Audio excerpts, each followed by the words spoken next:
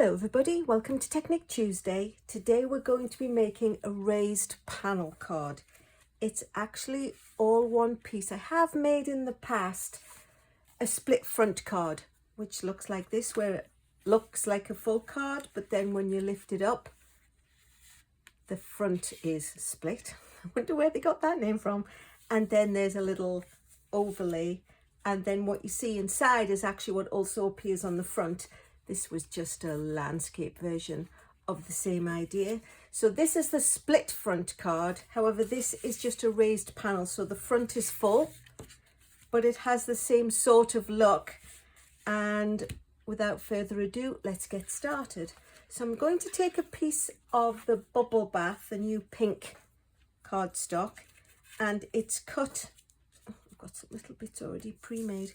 It's cut at 8.5 by 5.5 and it's scored at 4 1/4, so that we're comfortable with that as a pretty standard card base. So we'll just give that a nice crease, and we're going to be making it landscape. But then I've got a piece of 3 by 5 1/4, and then it's cut 1 inch is cut off, so you've got 1 by 5 1/4 and 2 by 5 1/4. And then we've got a piece of designer series paper, and this is 2 inches by 5 1/4. This is a piece from the Delightfully Eclectic, the big fat designer series paper pack, and eclectic is the word. Whatever design you need, it's in there. And when this is going live out into YouTube land, the designer series paper is on sale, so don't forget to head on over to my website and order yourself up a stack, because it would be such a shame to miss it when it's on sale. So this is what we need to build the card. We also need a little bit of stamping done. So we'll take the large top piece, and I'm going to be using, let me bring it into the shot. I'm going to be using the Artistically inked stamp set for the happy birthday and the Artistically inked dies, but actually it's only for the leaf. I don't need very much of it. And I was going to use this flower, but when I looked at the paper, I realized I had an old retired punch, which is pretty much the same design, so I'm going to cheat and use that. But of course, flowers are flowers and leaves are leaves, so as long as you've got a flower shape and a leaf, I think you will be in pretty good shape. What I did do was I took one of the pieces. There's a little 3 piece. It's actually all connected into one stamp, and I'm just going to ink up one of those images to make it be the middle of the flower design. So we'll do that first.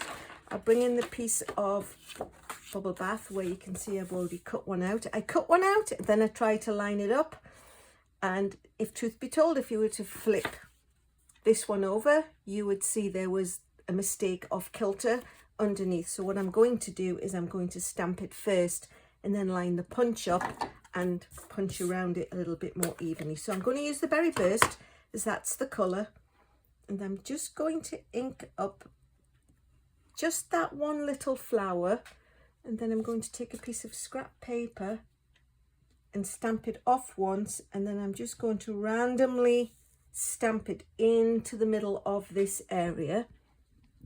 Give it a little wash. I'm going to leave this out because we're going to need it in just a second. And then it's a lot easier to line up the middle of the punch and get it out than trying to center it, because it's not a polymer stamp, as of course you can see it's one of the cling stamps, and it was a little bit harder to see through to line it up fully. But then while we've got the ink out, I'm going to take one of the little sponge daubers and just give a little bit of edging to the petals. I was going to leave it just pink, and then when I gave it a trial run, the pink was too pale to stand up against the background, so I thought, well, if I edge it, it would look a little bit more distinct. So that's the stamping for that one done. Then what we need to do is we need to get the happy birthday stamp and the big piece of cardstock, and I'm going to be using Old Olive and I'm just going to stamp it over to the right hand side because the flower is going to go on the left, so we'll give that a little clean. I really need to work on stabilizing my camera. And then what I'm going to do is I'm going to take the leaf stamp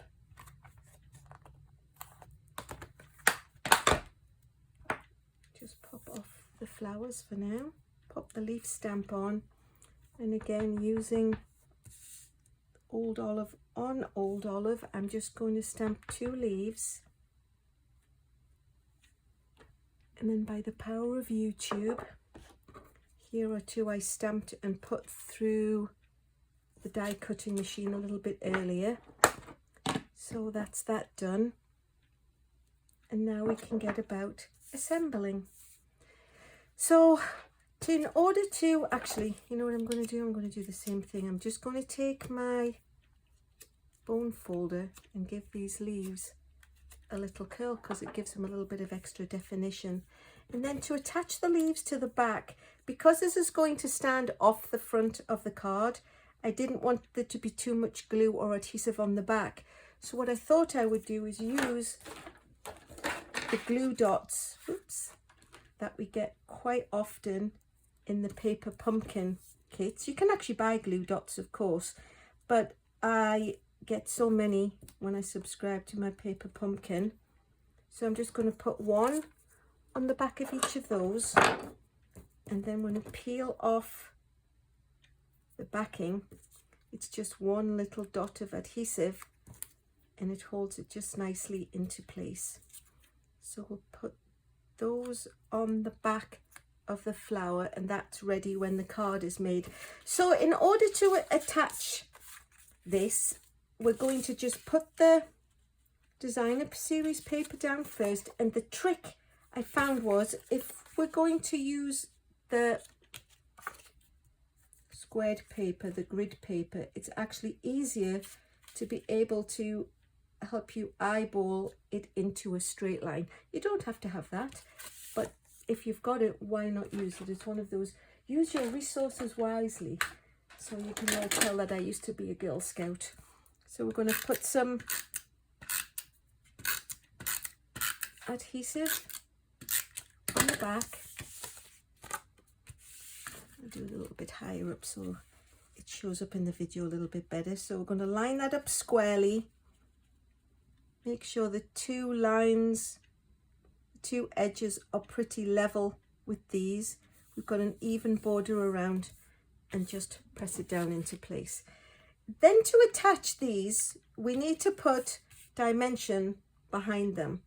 And the way I did that was, we can either use official strips, which you can buy in the catalogue, or quite often when I've used up all my dimensionals, you get the strip left at the side, and this is a great way to use those up. So whoop, we just pop 1 on that way,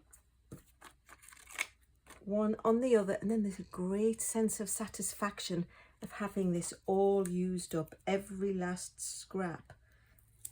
And then, because it doesn't reach all the way to the edges, I'm just going to pop a couple of dimensionals on the ends to bolster it along. And then, see, I'm already into a next pack, so believe me, it won't be long until this has a nice little edger piece that we can use. And then peel them off. You could put dimensionals all the way along, of course, but that's an awful lot of sticking and peeling, and then you don't get the satisfaction of done. There's something very good and fast and appealing about a big long strip. So what we need to do is we need to make sure we've got an even border all around, so that the edges are lined up 1/8 of an inch away from the edges. At the bottom, the same as 1/8 of an inch at the sides, and there it is, all nicely raised. So we'll do the same thing again. Somewhere in here I have a strip, so we'll peel it to pop it down. Ooh, a little bit sticky. And then over here we've got a one that's almost finished, so we'll snip that off, and that can become the bottom part. And then all we need to do is take some of these strips, and I'm just going to cut one in half, because then it's just about the right length to fill in the edges. There's a little dot left there. We could always, because we don't want it to go baggy or saggy, we can pop an extra little dimension on the edges, and now we know we've got a perfect square. So let me move all my lovely little scraps. But like I say, it's so nice to think that you've managed to use them all up and put them all to good use. So everything that has a backing just needs to be peeled off. And then bearing in mind that we've stamped on this one, we've just got to get it the right way round. And then again, we're just going to give it the 1/8 of an inch all around,